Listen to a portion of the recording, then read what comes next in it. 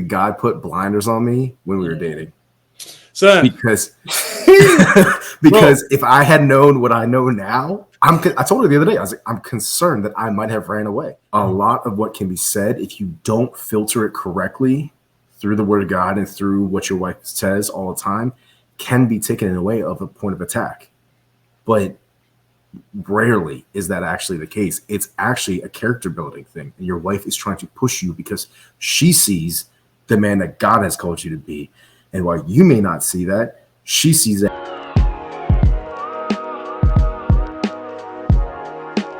What's up, fam? Welcome back to our channel. My name is Tim, and this is another episode of the W Podcast where you get wisdom in the word with the Wheelers.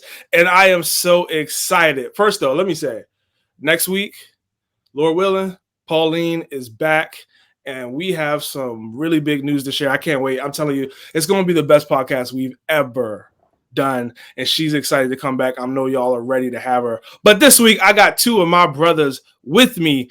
One from my mother and my daddy, and one from my father in heaven, if you feel me. I'm excited for y'all to see Zach and Matt. You may have remembered them from an episode that we did for men only. It was titled, it was like a year or two ago at this point, but a lot of great feedback on that, just talking about what it's like to be a man. But today we're going a different route. We actually want to talk about what is it like to be a man and date an independent woman, date a woman who's type A, or even be in a marriage with somebody like that.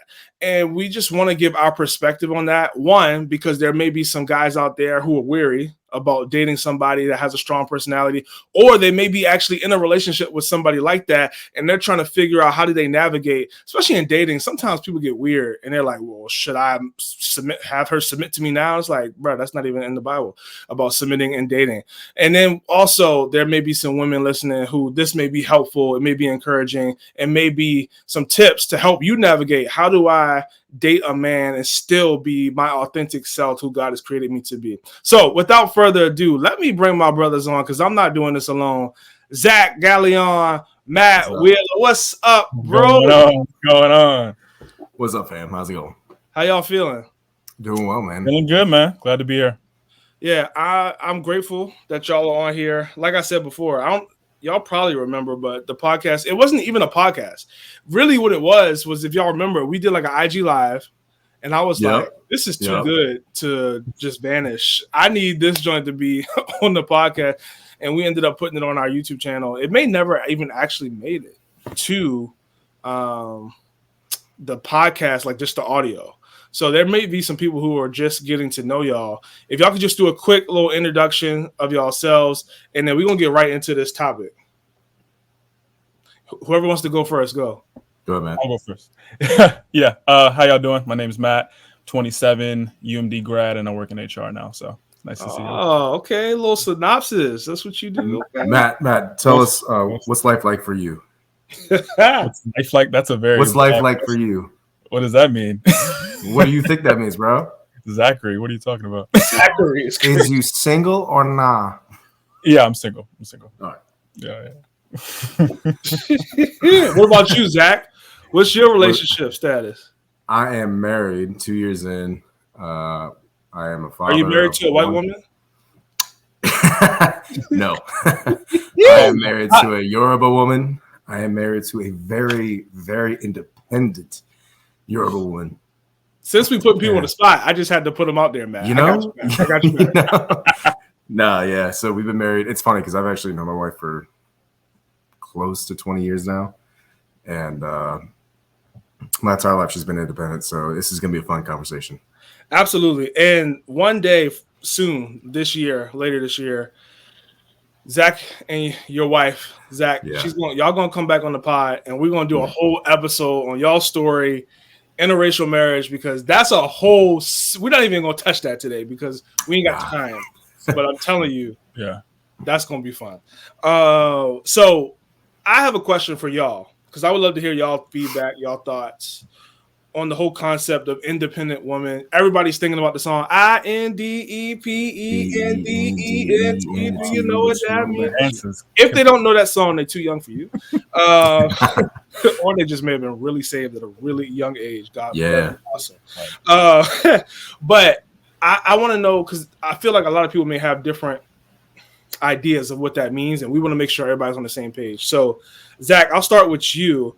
When you hear independent woman, and you mentioned it, you said your wife, like, she is independent. So what does that mean when you hear that to you? Man, I think it's a very vast and broad spectrum of like what that means for everybody else. Like, I know my wife, she's the oldest child. She was the firstborn daughter. She's Yoruba. So like there are a lot of cultural expectations that come on with that title alone or with that position. And I think for me, what independent woman means is I think about a woman who is confident in who she is and who God's called her to be, especially. And within that, it's funny because we were talking about it today. It's like, you know, you walk into a marriage and a relationship where your wife or your girlfriend is independent. As a man, you're like, okay, what is the correct way to steward this? So in the independence, you talk about somebody who knows himself, who's confident in their relationship with God, with themselves, who you can't really push around, who is intelligent, who's wise, somebody who's seen as a leader. And overall, it's just somebody who, like, in my mind, to boil it down to something, it's somebody who you just can't push around. They know who they are. They're founded and rooted in God. Yeah, no, I like what you said, because unfortunately, and I think I may understand why, but a lot of times when you hear independent women, I feel like there's a negative connotation. And when it comes to dating, maybe not in the career space, but even maybe some there too, I feel like there could be a negative. So Matt, we'll start with you too. What do you think when you hear that independent woman? Yeah, I mean, I agree with pretty much everything that Zach said, but I think for me, just for a simple definition, would just be capable of leading themselves well. You know, I think that's pretty much for my definition of independent. And as a woman, obviously, you know, when you're married, there's a lot of conversation around what submission looks like. But, you know, prior to that, and even while you are married, there's a certain requirement for you to be able to lead yourself well, just as an individual. So. Yeah.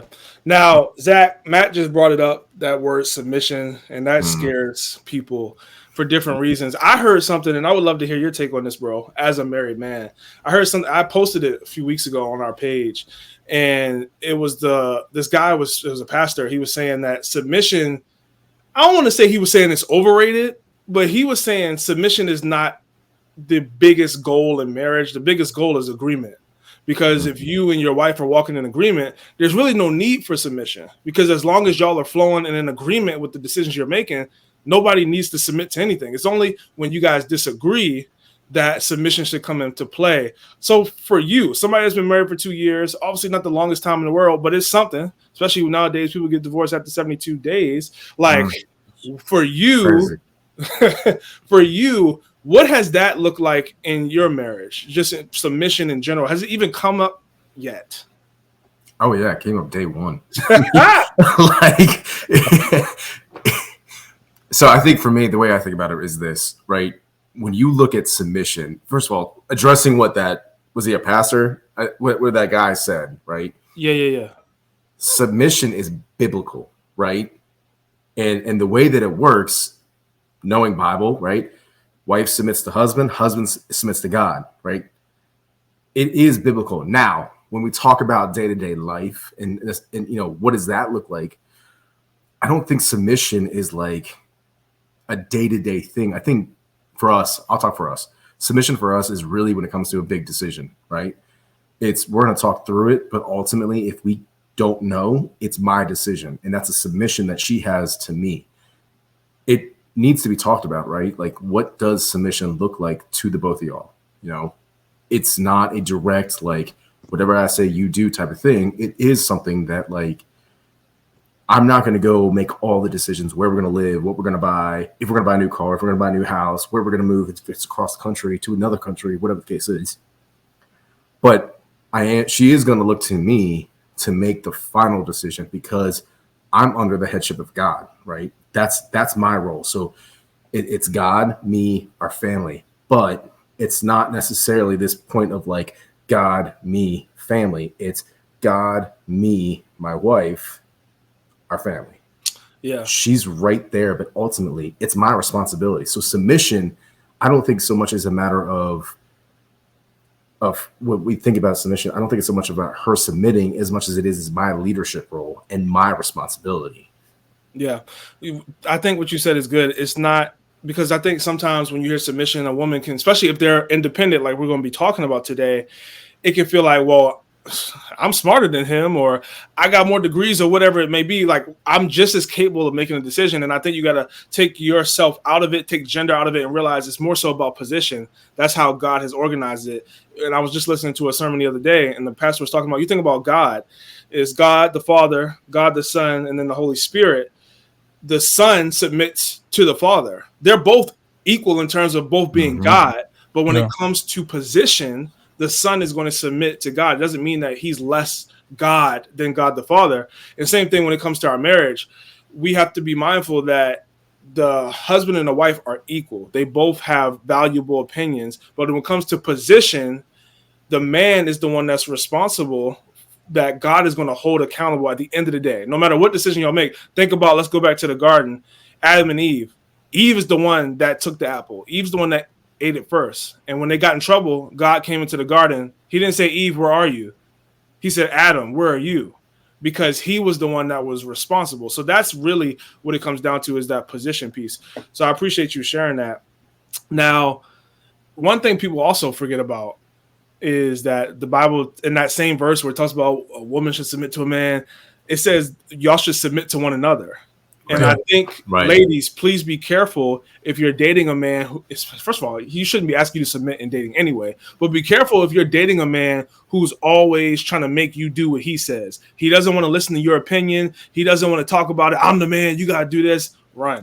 That is not healthy. And vice versa, if there's a woman in that situation. Now, Zach, you mentioned that you're married to an independent woman, and we already gave definitions for what that means for us. So when you were dating back, not that long ago, but back a while ago, years, is she the first independent woman you dated, or is that just the type of woman you were attracted to? Nah, not at all. I like submissive women. Here's why. Not like that. Pause. But what I'm saying is that, like, I liked the easiness of not being challenged. That's what I like. I like the comfortability of it because I don't have any problems. I come home from work and we're just here. You know what I mean?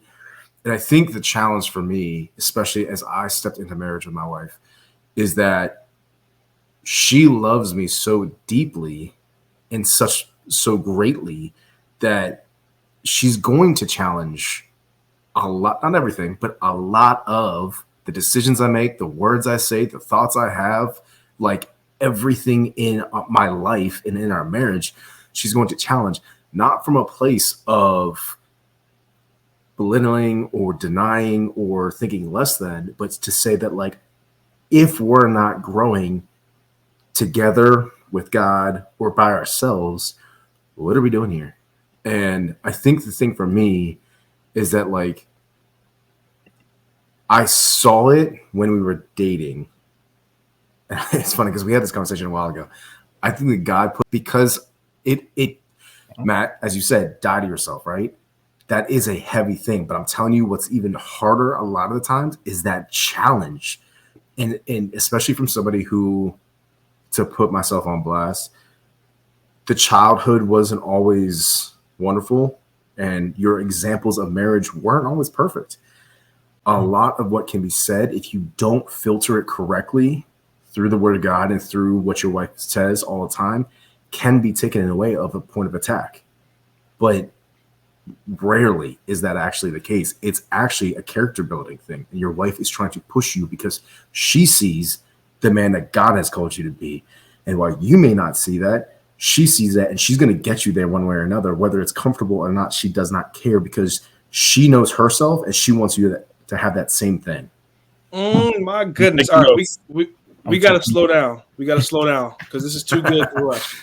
So first thing you said, you like the easiness, the comfortability of dating women who may not be type A or may not be independent, who may not push you.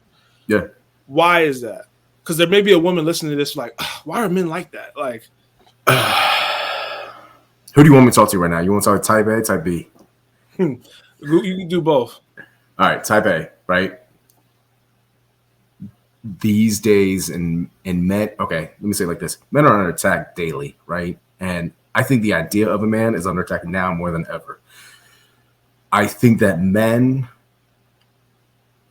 struggle so much with identity that to be challenged by an independent woman can push them away out of a place of she doesn't respect me. And it's never about, well, not gonna say never, but rarely is it about a place of disrespect. It is a place of securing your own heart, right? Protecting your own self. There's a balance and I'll say it like this, there's a language of how to utilize that conversation and really come into a place where you're challenging your significant other, your boyfriend, your husband, whatever, in a way that is both challenging and direct, but also sometimes a soft place to land, right? You need both. There's a time and a place for both, right? Type B, why do men go to a easier, right, woman?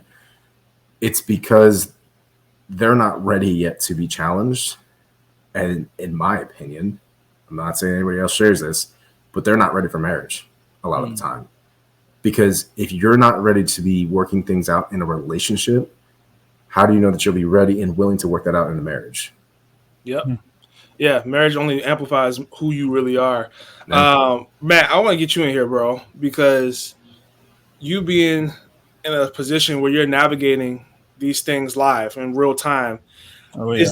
Are you able to identify on the first date, second date, just text, whatever it may be, are you able to identify if a woman is type A, is independent? And if you are, how do you discern, or how are you trying to discern, is this somebody who is trying to correct me and guide me and push me to be the best I can be, like Zach said? Or let's just be honest, there's some crazy people out here. Is this person just crazy and they just want to boss me around? And how are you navigating this? Yeah, I mean, I think first things, I think that being independent doesn't necessarily make you a type A person. Like when I'm thinking type A, I'm thinking more so a person that's, organized, likes things the way that they like them. Person that's type B is more go with the flow. I think you can be independent either which way. It's just kind of like, I guess more so how you operate just as a person. But I think for me, like if I'm going out on a date or I'm meeting someone and we're getting to know each other, one of the ways, most of the time for me, like if we're getting to know each other, I'll just flat out ask, I'll ask questions. So I'll ask them kind of like a bit about their personality, what their friendships are like, different stuff like that, just to be able to get to know how they see themselves. And then for me, that helps me understand like where their heart is, and just understanding like the why behind some of the things that they may say. So if there's something that comes up where it comes off as something that's challenging, being able to understand like, okay, like where is this actually coming from? Is this trying to lead me to a better place, or is this trying to lead me to a place that's just not necessarily what's best for me? So I think it just comes down to asking questions, and then you're able to get to know them. I think it doesn't really take too long to be able to tell, kind of like how a person is. You're like, hey, how was your day? And they're, like, oh yeah, I didn't really do anything. And that's every single day. They're probably a person who's more comfortable going with the flow, or a person that's like, oh, I did this. They're a person who, okay, like I'm, going after the things that I've planned for. So, yeah. Yeah, no, that I thank you for sharing that about the type A, type B, because we're not trying to say that type A means independent. So I'm glad you clarified that. But sometimes it can mean that. Zach, you brought up some other good stuff, bro. When you were talking about understanding the difference in marriage between your wife attacking you and her trying to make you better, and being secure enough to do that. Has that been a journey for you? Is that something like for the single men who are looking or listening, how did you navigate that? Because I'm sure, and you said there was blinders, but I'm sure there were moments when you were dating where there was some type of pushback you were getting and you weren't really rocking with it. Yeah. Coming into an understanding, especially this is somebody who you're dating to marry, right? When you think about the end goal and, okay, do I see myself with this person? Is this who God has called me to be with? Am I secure in this? Okay, if the answer is yes, right? I think a lot of that is keeping the end goal in mind, right? There is a clear and stark difference between an attack and a challenge. An attack is personal. You'll hear a lot of, you did this, you're the reason why, this, and that, right? Things that are directly towards you.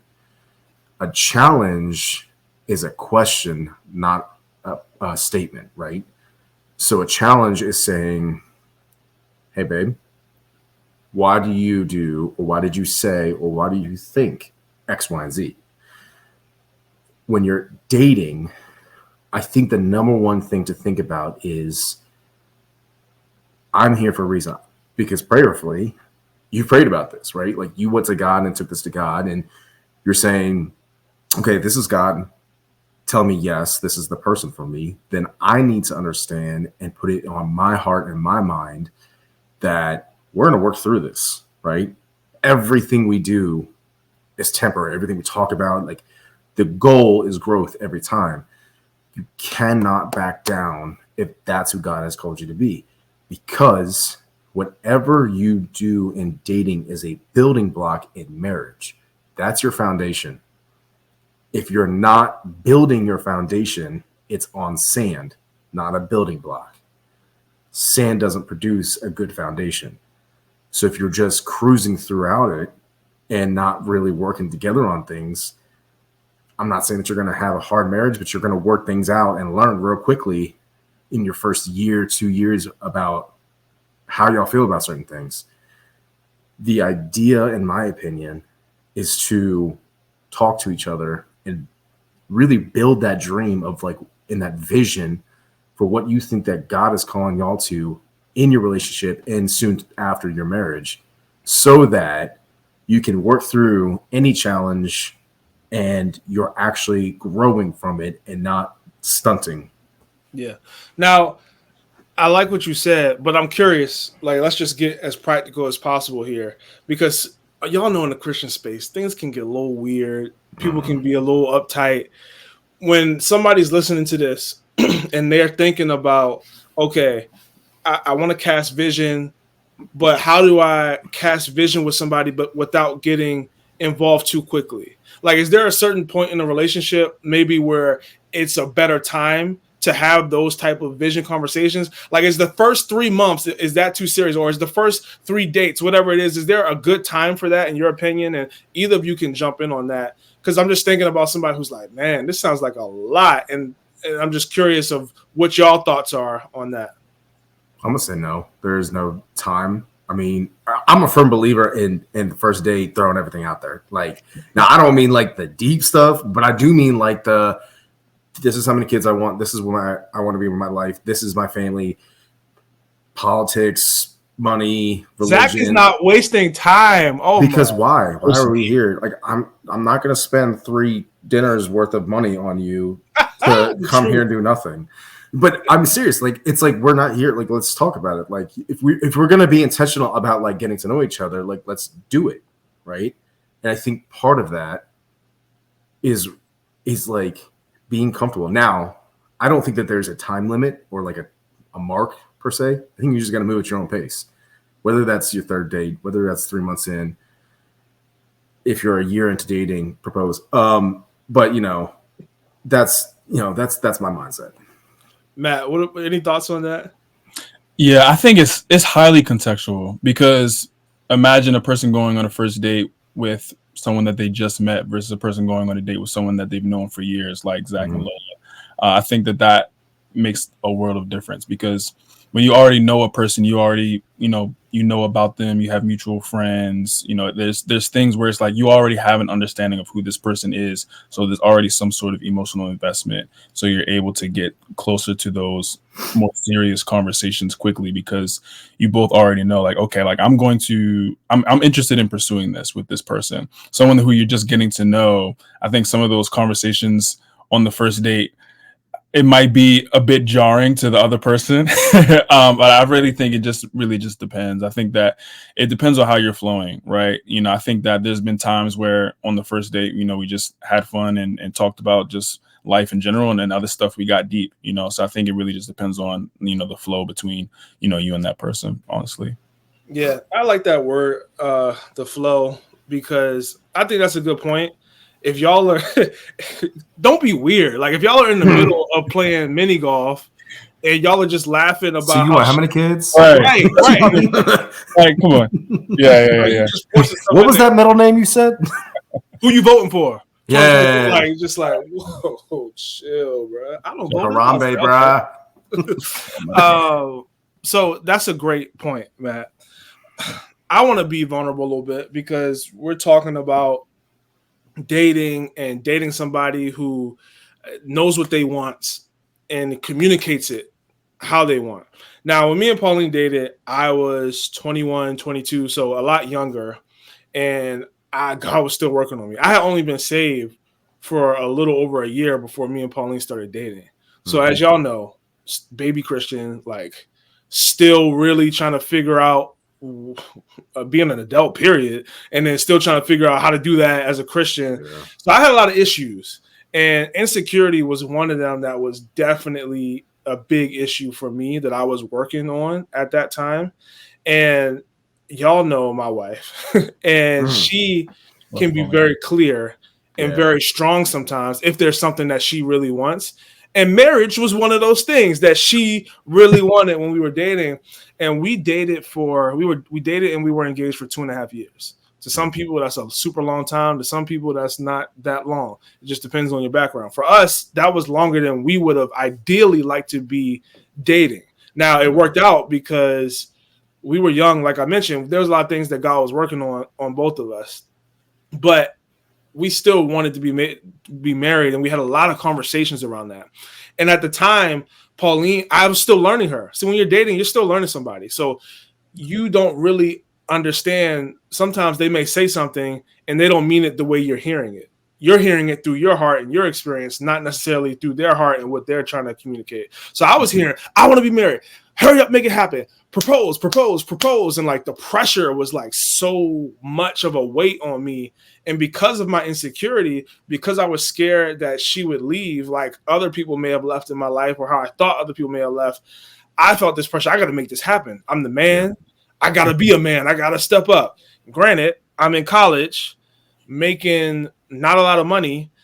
How am I going to propose? Like, how does that make sense? I remember having serious conversations.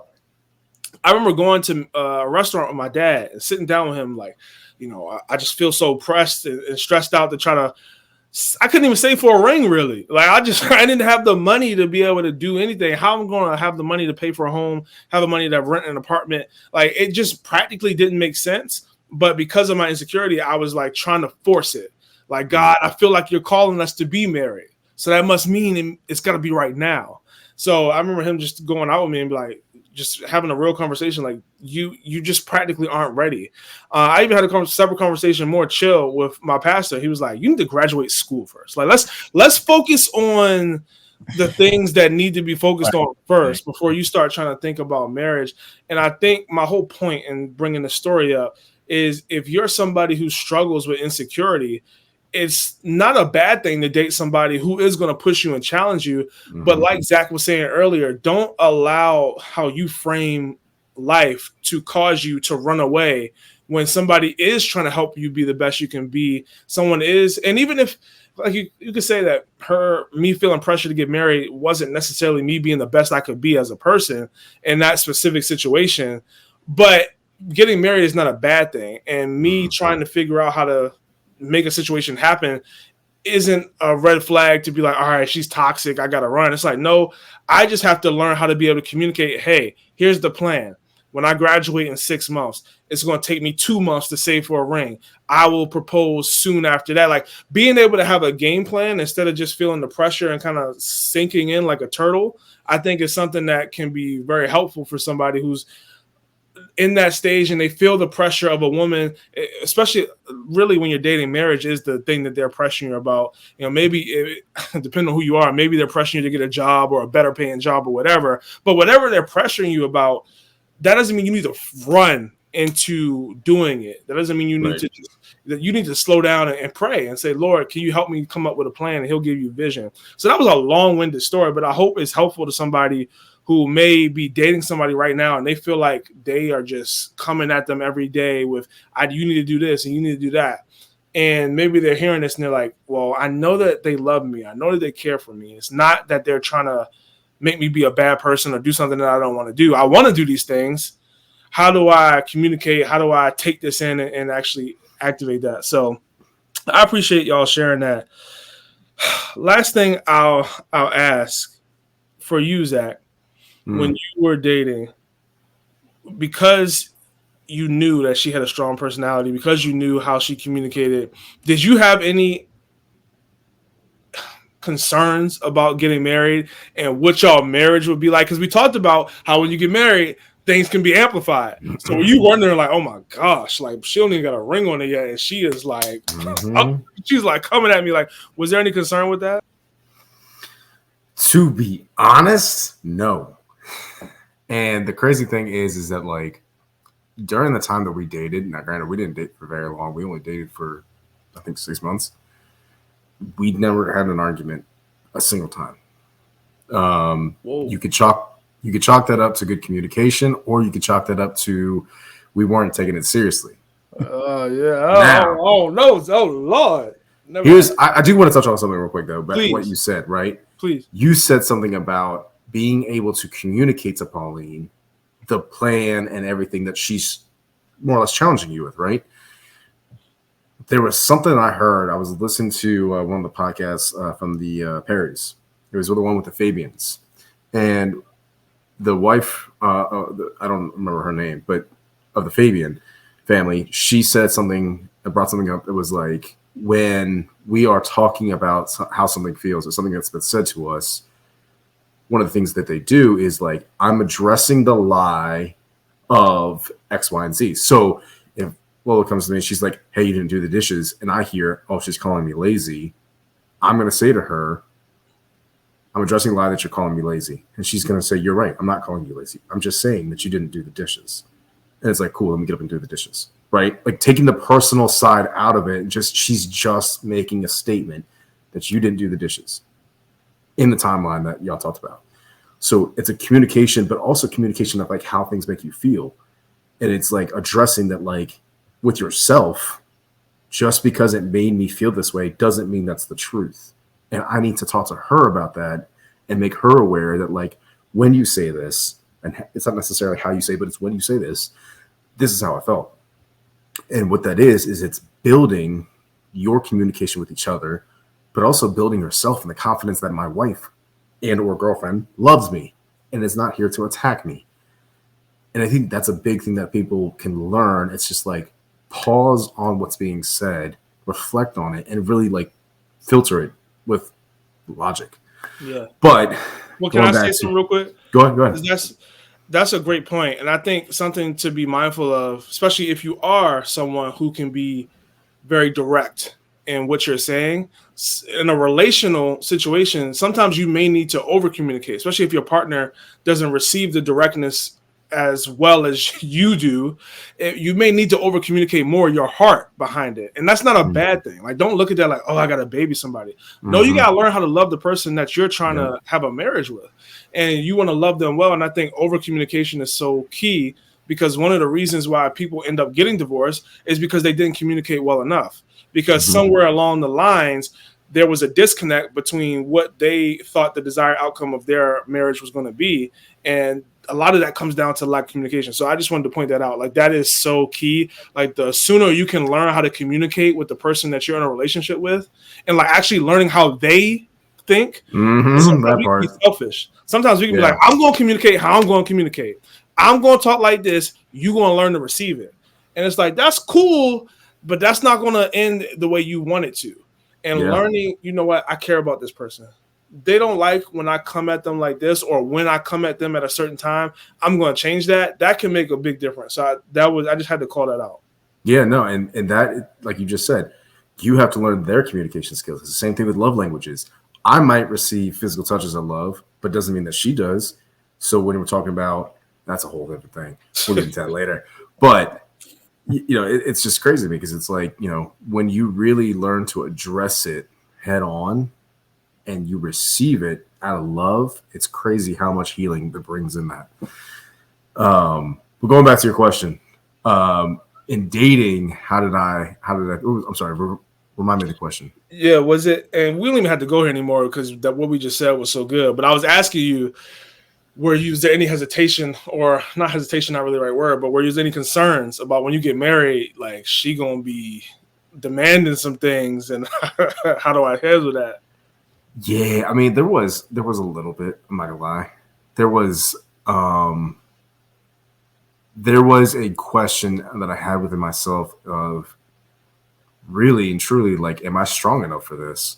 Because it does take a different type of strength to be with somebody who is independent and who knows themselves. Now, I'm not saying strength to handle them, but strength to really build on yourself. Because it's like, okay, put myself under there. My wife is independent. She's a very smart woman. Finances were never my strong point. Finances are her strong. She knows how to save money. She knows how to do a budget, yada, yada, yada. I came in America and said, budget, ooh, we spending this money, baby. I didn't care. Now I'm learning to do a budget. I was having this conversation with one of my friends the other day about, marriage and leading in money. And, he told me, my wife is just better than me. And I said, it does not matter if she's better than you at it. She just wants you to lead in it. She knows that she knows more than you.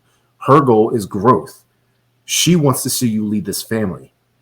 And I think the same thing in dating it's the same mindset, right? Like, she understands your weaknesses, bro, just as well as you understand her strengths. She knows what she's in this relationship for and or marriage for. Go with it. I mean, that's just, I mean, it's scary sometimes because you're like, I don't know what I'm going to do with. Yeah. Like, how am I going to deal with this? Is this going to amplify? Is this going to be 10 times worse? I wasn't thinking about it the full spectrum. And did I learn a lot more about marriage and how things worked in day-to-day life? Yeah, absolutely. I learned real quick that I did the dishes the wrong way my whole life. It's just things like that you're going to learn real quick. But ultimately, like, yeah, there was a little bit of a hesitancy at first. And I learned going throughout our relationship and now our marriage that not only, sure, it was the right decision, but it is the decision that changed the calling on my life. And not so much the calling, but the projection and the route and how I'm going to get there. I mean, I really feel like who you marry is a really determination of whether or not you're going to fulfill all the things that God has called you to in your life or not. Yeah. When you start, and even you can see it when you start dating, like it should be clear that your life is getting better because of the woman that you date and eventually marry.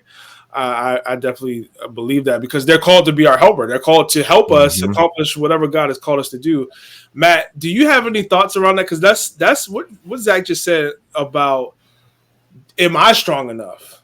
Like, is that something that ever comes up to you, or when you're talking to friends? Like, is that something that y'all ever like, oh, I don't know if I'm ready to. Is that why you think some guys, and maybe not you personally, but just in general, is that why you think some guys?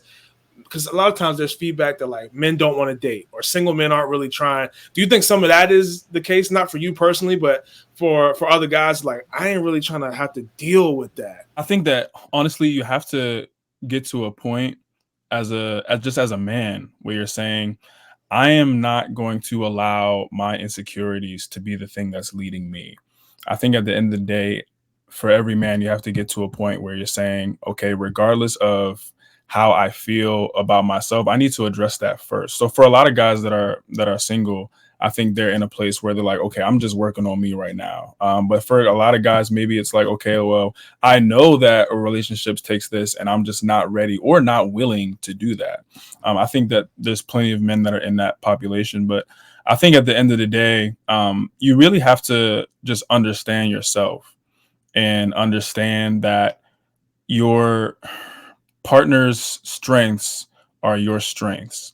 And I think part of insecurity says, oh, if they're good at this and I'm not, that means that I'm a bad leader, or that means that, you know, I can't be the person that they look to. When at the end of the day, if you're with a person that's strong in an area that you're weak in, like, that's a blessing. Like, being able to say, okay, I can allow this as an opportunity for me to learn from her, for me to be able to take something that I'm insufficient in and lead it to sufficiency, and be able to say, you know what, that not only am I making her better, but she's also making me better, just as two individuals and in a relationship. Where for me, if you know, okay, I'm weak in these areas, you can even say, okay, I'm looking to grow in these areas. Oh, you're strong in these areas. Bet we're gonna we're gonna make sure that the areas that I'm strong in and you're weak in, you're gonna grow in, and the areas that I'm weak in and you're strong in, that I'm gonna help you grow in as well. What kind of what kind of humility does that take, though, to really just sit here and be like, admit as a man, like, and typically, let's talk about it this way, in an area that predominantly men are better than. You know, for me, in my mind, like, it goes to cooking, right? Now, my wife's a better cook, but in this example, right, if I was a better cook, how the kind of humility she has to be like, oh, I can learn from that, you know, or I don't know, fixing things. Or from my mind, I'm like, you've got to have this like level of humility on you and in you to sit here and say, especially when you talked about the whole submission thing and equality thing, where you talk about all of that and wrap it up, and you're like, okay, I can learn from her. She has wisdom, prayerfully. And it's like taking that and running with it, right? Like, let the wisdom overflow onto you just the same as you do for her, because the better that she is, the better you are. Yeah. That's I think that last thing that you just said is really what it is understanding that the better you are and the better I am, the better we are. Like, it's not about me versus you, it's about us together. So the humility comes in when you say, if I was perfect, I wouldn't need some other person in my life to grow, to prosper, to fulfill the call of God on my life. Like, if I was perfect. So understanding that we're supposed to have weaknesses. We're supposed to have things that we're not strong in, because we're human. And at the end of the day, if I'm with this person and they're stronger in that area, the humility can come by saying, you know what, that's actually the purpose that you're in my life, is to help me in these areas, and vice versa, for me to be able to say, for your example, like with cooking, like, let's say, like, I'm with a person, I'm the better cook, she's not, like, oh, like, let me help you, like, let me show you exactly like what I do, so you can learn how to do this too, you know. And it's not about like, oh, I'm better than you know, and I can prove it. It's about, hey, like, this is something that I know you want to grow in, and I actually have the tools to be able to help you do that. And I think when you look at a relationship as a partnership, when you look at a relationship as, I'm here to help you, you're here to help me, and it's out of love versus out of some sort of like business deal, you're able to actually say, you know what, like, I'm glad that you actually are strong in these areas, because if not, then we gonna have to go elsewhere to figure this thing out, you know. Like, how much of a blessing is to be able to in-house say, okay, like, I can learn how to do the things that are going to lead me to me being the best me, for us being able to follow what God has for us in this life, you know. Yeah, it's crazy because, like, and I'm sure Tim could be a testament to this as well. In my experience and with those I've talked to about marriage is often healing wounds that you never caused in the first place. And so talking about what you just said, when it comes to helping each other be better, it goes into every area, right? Like, when you're healing different wounds. So, like, in my mind, we talk about that cooking thing. Why is it that you aren't a better cook? Is it something that, like, your parents just never taught you, or was it something you rejected when you were young? And, like, you can just look at it at a deeper level, and that grows your intimacy together. Like, it's crazy when you really start to look at and ask the question why. Like, my wife does a really great job at asking questions, so much so that it can be annoying because it's just like, stop. But they're logical, right? Like, when you think about it, it's like, no, really think about the why behind whatever it is, whatever you have a problem with, whatever you enjoy, whatever you love, whatever you listen to, watch, blah, blah, blah, blah, blah. It's like if you really stop to look at the why. So why don't I like cooking? For me personally, I just never like standing in the kitchen because it's hot and I sweat. It's just not my thing. Like, that's just me. And, you know, and then now I love doing it. So like when I was a single man and living on my own for years, I didn't cook for myself. Man, I might cook like a pound of ground beef and some frozen vegetables, and that was my dinner. Ba-da-ba-ba-ba. That boy I'm was loving it every day, boy. every day, bro. I remember right before we got engaged. It was like January or February. I think I spent like $700 each month eating out. That's how much I just didn't cook at home.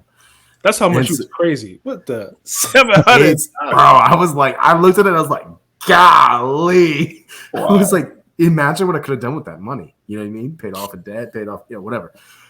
But now I love cooking for my wife and daughter. Like I love just being able to provide a good meal, and it look at the growth. I'm telling you, it's crazy because it's like when you allow, and this is what I'm talking about, when you allow yourself to heal in areas that you didn't know as a man that you needed to heal from. I mean, it's crazy to me that like the challenge isn't a challenge out of a place of like beating you down, but like I said, it's calling you to more. It is, in my mind, I try to wrap my mind around a challenge a lot of times as a bandage and some ointment, right? Like we're taking this wound, we're cutting it wide open, and then we're going to wrap it back up and let it properly heal, not just scar up and get infected. Because a lot of us, myself as chief, didn't really ever deal with things as men from our youth and from our younger adult days.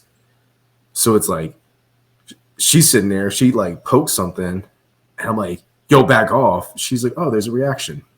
Let's talk about that. And it's like, that's uncomfortable. I don't want to talk about this. I mean, there was, last week, the week before, we were doing our quiet time together, right? And we just started talking just about life, about our prayer points. It was Pray 21. So we're talking about like all these different prayer points. It's talking about, somehow we got into the topic of me and my youth. There was something that I didn't deal with, and I basically blocked out from my youth that was uprooted, came out, completely undealt with.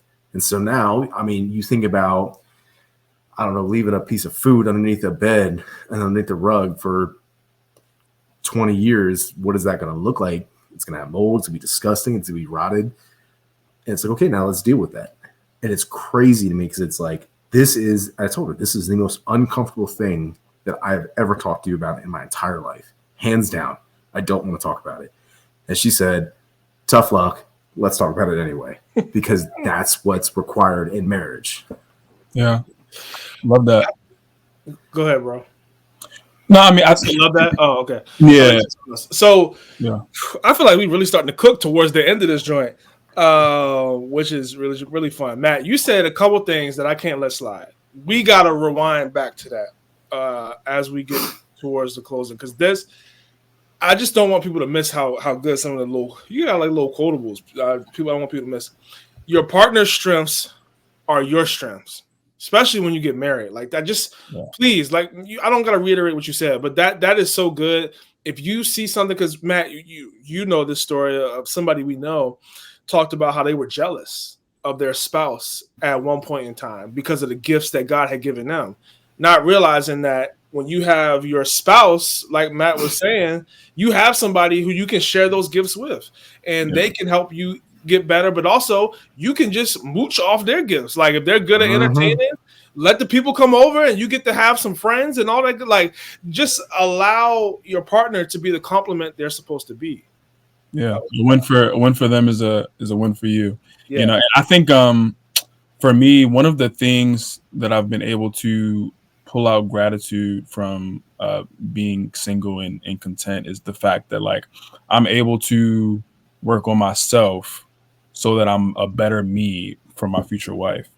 I think that when I'm able to be around guys like you, guys that are married, guys that are learning more about themselves and what it takes to be a great husband, I'm able to look at myself and say, like, okay, what do I need to address in myself? What do I need to look for in me that's going to be uprooted, in those situations, and be able to grow in that humility, like Zach said, to be able to grow in that understanding of, okay, like if I don't deal with this, then it's going to come up eventually.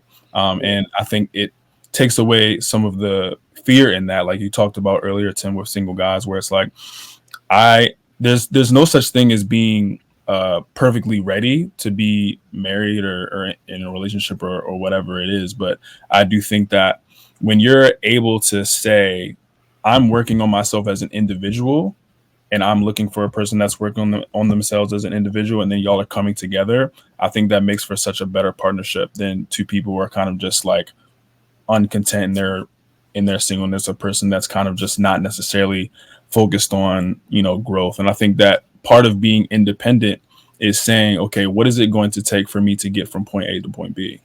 Yeah. Yeah. So last question, and because you said this, you said, I'm not going to allow insecurity to drive my decisions. So if you could just speak to somebody who's listening to this and they're like, Zach, Matt, y'all said some really good stuff. And I want to do that. I want to be better. I want to work on myself as a single, but I don't really know how to. What would you say to somebody? It could be a man or a woman. It doesn't matter. What would you say to somebody who's like, I want to allow my insecurities not to drive me, but I don't know how to. Where do I start? Where's some things that you can share with them? I think start by sharing them. I think the hardest part is accepting it yourself and then actually sharing it with another person. I think that as a believer, like there's things that I can pray for and pray about.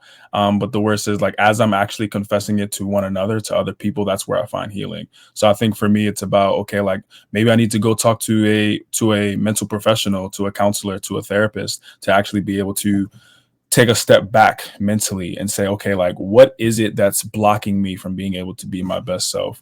Or maybe it's having that conversation with a close friend or confidant or family members and understanding, what is the perspective of me that I can't see? Like, what are my blind spots? What are the areas that I'm weak in that I may not even be aware of? And being able to have the foresight to say, okay, if these are the things that I'm seeing, like commonly, like these are the things that keep showing up in my life, how are they connected?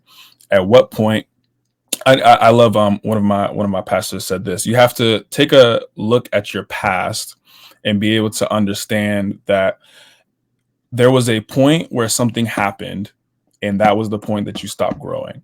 So being able to take yourself back to that place, pick that version of you up and bring it to your present, I think that is something that is so important, just as you're growing, just as a person, just as an adult, and being able to say, okay, there's something that I left behind there. There's some joy that I left behind. There's a part of me that I left in that place when I went through that trauma, when I went through that abuse, and being able to say, you know what, I'm going to take a step back, and being able to take that back to where I am now, you're actually able to be present.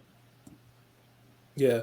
No, that's really good. And the verse that you referenced, James 5:16, confess your sins to one another and pray for one another that you may be healed. And I think one of the reasons that's hard to do, bro, is because when we hear sin, we think about premarital sex, or we think about getting drunk, and we think about kind of the big things, and we don't realize that walking in insecurity can be a sin, because sin just means to miss the mark. It means that you're not living how God has fully called us to live. And I think when you change your perspective on what sin is, it changes your perspective on what you should share to be able to get that healing. So I think that's a really good point. Any last thoughts that y'all want to share? You don't have to have a last thought, but if you do, I didn't want to just end it and y'all like, I got more to say. So any last words for the people before we get off of here? No. No, I mean, we can, yeah. No. That's the beauty of being with men. Because sometimes we done said what we said, and that's it. So I know y'all got some value from this. I know that this was helpful. You can follow Matt and Zach if you want. I'll drop their Instagrams in the show notes. And this has been another episode of the W Podcast. We'll see y'all next week. All right. Thanks for having us.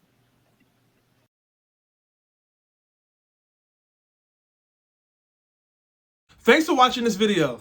To get more Christian relationship advice, subscribe to our channel. And make sure you check out our other videos as well.